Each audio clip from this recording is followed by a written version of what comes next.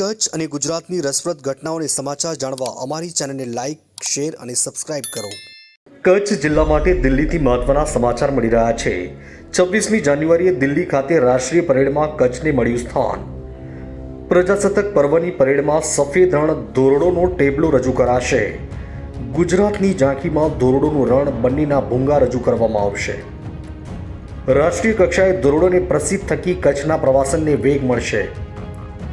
આપને ફરી એકવાર જણાવી દઈએ કે 26મી જાન્યુઆરીએ દિલ્હી ખાતે રાષ્ટ્રીય પરેડમાં કચ્છને મળ્યું સ્થાન. પ્રજાસત્તાક પર્વની પરેડમાં સફેદ રણ ધોરડોના ટેબલો રજૂ કરાશે. ગુજરાતની ઝાંખીમાં ધોરડોનું રણ બંનેના ભૂંગા રજૂ કરવામાં આવશે.